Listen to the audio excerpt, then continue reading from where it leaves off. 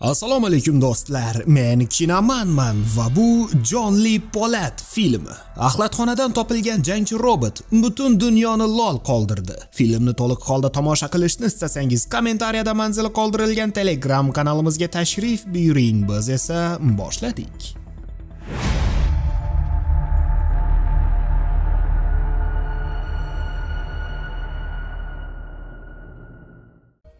Kelajakda odatiy boks janglari modadan qolib, Bahodir Jalolovday boks yulduzlari odamlarga qiziq bo'lmay qolishdi. Ularning o'rnini odamlardan ko'ra dahshatliroq shou ko'rsata oladigan boshqariluvchi robotlar jangi egalladi. Sobiq professional bokschi bo'lmish Charli mamlakat bo'ylab sayr qilar va yo'l-yo'lakay o'z roboti bilan janglarda ishtirok etardi. Biroq yutganidan ko'ra yutqazgani ancha ko'p edi. Kunlardan birida unga qo'ng'iroq qilgan tanishi qarzini qachon qaytarishini so'raydi. Aytarlik bahona topa olmagan Charli esa aloqa yomonligini vaj qilib go'shakni qo'yib qo'yadi. Yarmarkaga kelgan erkak arena menejeri bo'lib ishlovchi do'sti Viki bilan uchrashadi. U Charliga robotini uning ho'kizlaridan biri bilan jang qildirsa, unga yaxshigina haq berishga so'z beradi. Tavakkal qilishga qaror qilgan Charli agar g'olib bo'lsa, $200 berishini aytadi va Viki agar yutqazib qo'ysa, bu safar uni ayab o'tirmasligini ta'kidlaydi. Jang boshlanadi va Charli publikaga o'ynashni boshlaydi. Oldiniga hammasi yaxshi ketayotgan edi. Miyasiz ho'kiz temir jangchi uchun muammo tug'dirmayotgan edi. Ammo odamlar olqishiga chalg'ib qolgan Charli ho'kizning orqadan hujum qilayotganligini sezmay qoladi va robot bir oyog'idan ayriladi. Viki esa jangni to'xtatmaydi va robot bir o'yim axlatga aylanadi. Qarzini to'lash uchun hemiri ham bo'lmagan Charli Vikiga sezdirmasdan quyon qilmoqchi bo'ladi. Uning ortidan kelgan notanish odamlar uning sobiq xotini vafot etganligini va bolalari Maxga otalik qilishi lozimligini xabar qilishadi. Ammo o'g'li uchun qayg'urishni istamagan erkak otalik huquqidan voz kechish uchun sudga boradi. Marhuma ayolining boyutcha qarindoshlari Maxni boqib olishni istashardi va Charli bu huquqni ularga pullaydi. O'g'liga bu haqda aytib, uni bunga ko'ndirish uchun esa ustama ham oladi. Ammo qarzlarni to'lash o'rniga qora bozordan ovozli boshqaruvdagi samuray robotni sotib oladi. Charli marhum trenerning qizi Billi bilan birga yashardi. Qiz unga ijara haqini to'lamasdan qimmatbaho robot sotib olganligidan noliydi. U qizni avrashga harakat qiladi, biroq Billi hisoblarni to'lashlari lozimligini aytadi. Ayni damda Maxni uning oldiga olib kelishadi. Kichkina tirranchi esa otasi uni sotganligidan emas, olgan pulini u bilan bo'lishmaganligidan xafa edi. Hamma pulga robot sotib olganligini aytgan Charli esa yoqmasa tuyog'ini shiqilatishi mumkinligini ta'kidlaydi. Qolishga qaror qilgan bolakay otasi sotib olgan robotni ko'rib lol qoladi. Charli ovoz yordamida robotni boshqarishga urinadi, biroq buni uddalay olmaydi. Shu sabab meni aldashdi deb o'ylashni boshlaydi. Biroq Max otasidan ancha aqlliroq chiqib qoldi va robot yapon tilida buyruq bergan bolakayning buyruqlarini bekami ko'z bajara boshladi. Gap nimadaligini tushungan Billi robotning til tahlilini o'zgartirib qo'yadi. Hammasi joyidaligiga ishonch hosil qilgan Charli robotni mashinasiga ortib bellashuvga yo'l oladi. Max ham u bilan birga bormoqchi ekanligini aytadi va ilojsiz erkak bunga rozi bo'ladi. Tuntushgach yer osti robotlari jangi bo'lib o'tuvchi manzilga kelishadi. Max ko'rganlaridan juda hayratlanadi.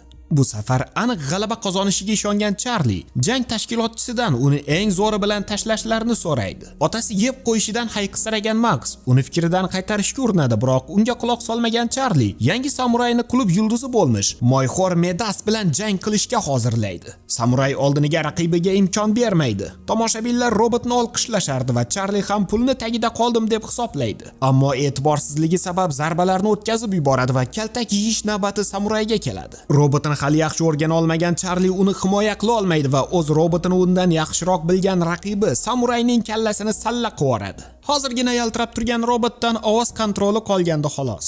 Max robotni yaxshi o'rganmay turib jangga chiqarmasligi kerak bo'lganligini aytganida, aybini bo'yniga olishni istamagan Charli unga jim bo'lishni buyuradi. Uyga qaytishayotganda yangi robotlari uchun detal topgani yaqin oradagi axlatxonaga kirishadi. Detallar yig'ishayotganda Charli o'g'liga boksyor robotlar qanday paydo bo'lganliklarini va qanday qilib ringni odamlardan tortib olganliklarini so'zlab beradi. Otasining so'zlariga chalg'ib qolgan Max qiyalikni ko'rmasdan pastga qulab tushishiga bir vaqt qolganida robotning qo'liga ilinib qoladi. Charli tezda yetib kelib o'g'lini qutqarib oladi. O'rnidan turgan Max uning hayotini nima saqlab qolganligini ko'rmoqchi bo'ladi va loylari ostidan eski robotni topib oladi. Max uni uyga olib ketishni taklif qiladi, biroq Charli qayoqdagi axlat robot bilan o'ralashishni istamasdi. Shu sabab bolakayning o'zi robotni aravachaga ortib, uni furgon oldiga olib keladi. Kun yarmida sport zaliga yetib kelishadi va Billi samurayning ahvoli dabdalaligini ko'rib hayron qoladi. Charlining ahmoqligidan jahli chiqqan ayol bor budini yo'qotmasdan turib, esini yig'ib olish kerakligini aytadi. Ammo sehrli so'zlar bilan uzr so'ragan bo'lmagan erkak Billini Max topib olgan robotni tuzatishda so'nggi bor yordam berishga ko'ndiradi. Robotni ko'zdan kechirgan ayol buning jang uchun emas, raqs uchun ishlab chiqilgan eski rusumli robot ekanligini aytadi. Ular robotning hali ham ishlayotganligidan hayratda qolishadi.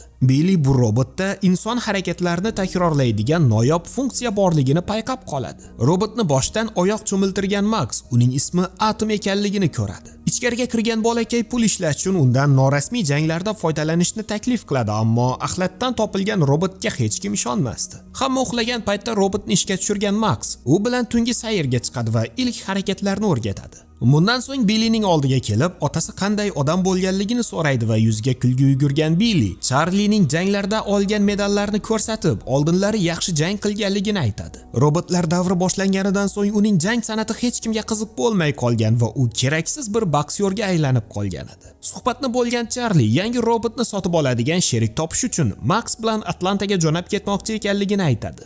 Manzilga yetib kelishga Charlie Maxga Finnni topmaguncha zalda kutib turishni tayinlaydi. Zerikib turgan bolakay yengilmas chempion Zeusni yasagan Tako Mishidani ko'rib qoladi. Yaponiyalik muhandis jurnalistlarga Zeus unga qarshi jang maydoniga chiqqan Lyuboyning moyini oqizishi aniq ekanligini aytib intervyu beradi. Ayni damda Charlie do'sti Finndan qarz berib turishini so'raydi, ammo Qoravoyning pul bergisi kelmasdi. Max Atom bilan shug'ullanishdan to'xtamagan edi. Professional jangga chiqish uchun pul topishga to'g'ri kelishini tushungan Charlie esa Atomni ko'cha janglarida toblashga qaror qiladi va ilk jang maydoniga yetib kelishadi. Jang boshlanadi va Max robot boshqaruvini qo'lga oladi. Oldiniga Atom hujum qilmasdan raqibning zarbalariga dosh berishdan u yog'iga o'tmaydi. Charlie ham bilganlarini o'rgatib turadi. Boshidan zarba olgan Atom yerga gursillab tushadi va 30 soniyalik teskari sanoq boshlanadi. Max shosha-pisha robot oldiga borib unga turishni buyuradi va Atom unga quloq soladi. Bundan hayratlangan raqibi agar yana bir raund ichida bersa, 2 karra haq to'lashini ma'lum qiladi. Charlie o'g'lini tavakkal qilmaslikka undaydi, ammo qush uyasida ko'rganini qiladi. Ikkinchi raund boshlanadi va Atomning iyak zarbasi raqibining ketini yo'qotib qo'yishiga sabab bo'ladi. G'olib bo'lgan Max esa 2 karralik yutuqni olib ketadi.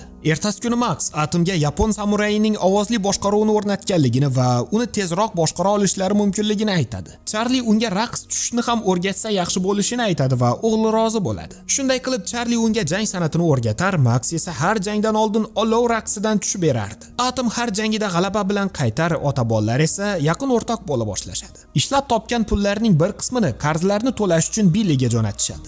Raqs tushuvchi robotning ommalashib ketganligi sabab uni katta turnirga taklif qilishadi. Ustaxonaga kelgan menejerlardan biri ota-bolani Zeusning egalari chaqirayotganligini xabar qiladi. Xonimcha Zeusga sparingchi robot kerakligi va Atom uchun $200,000 to'lashga tayyor ekanligini ma'lum qiladi. Charlie tezda rozi bo'la qoladi, ammo Max sevimli o'yinchog'ini pullashni istamasdi. Jang boshlanadi va ringga 2 boshli egizak robot chiqib keladi. Max esa likkil roboti bilan publikaga o'ynashdan to'xtamasdi.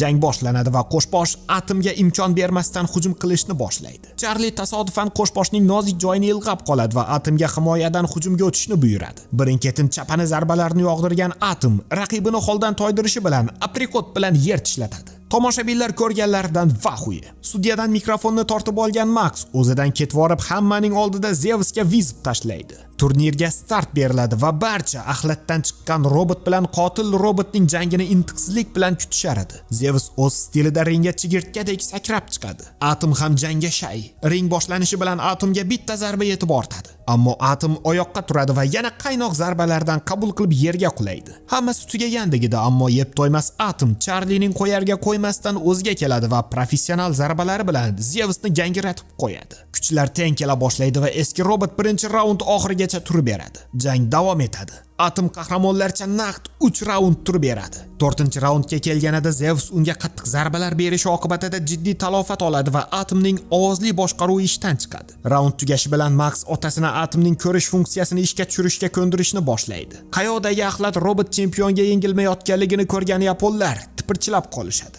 O'liga quloq solgan Charlie Atomni motivatsion gaplari bilan ruhlantira boshlaydi va final raundi boshlanadi. Atom himoyadan u yog'iga o'tmasdi, bu esa Maxni xavotirga soladi, ammo Charlie hali ertaligini ta'kidlaydi. Zeusning quvvati tugashini kutgan Charlie ishga kirishadi va Taysonning zarbalarini ketini uzmasdan berishni boshlaydi. Chempionni yutqazayotganligini ko'rgan yapon boshqaruvni o'z qo'liga oladi, ammo jang san'atini unutmagan Charlie moshni aprikot bilan Zeusni yer tishlatadi. Ammo qora jallod o'rnidan turadi va Charli bor kuchini ishga solib uning badanini mamataloq qivoradi. Jang tugaganligini bildiruvchi qo'ng'iroq ovozi Zevsni nokautdan qutqarib qoladi. Tomoshabinlar bir ovozdan Atomni olqishlay boshlashadi. Biroq bunga qaramasdan Zevs ochkolar bo'yicha g'olib deb topiladi. Atom esa o'z qahramonligi sabab xalq qahramoni maqomiga erishadi. O'g'lini bag'riga bosgan Charli u bilan faxrlanishini ta'kidlaydi. Ular hakamlar hisobi bo'yicha yutqizgan bo'lishsa-da, oddiy xalq uchun haqiqiy qahramon va g'oliblar bo'lishgan.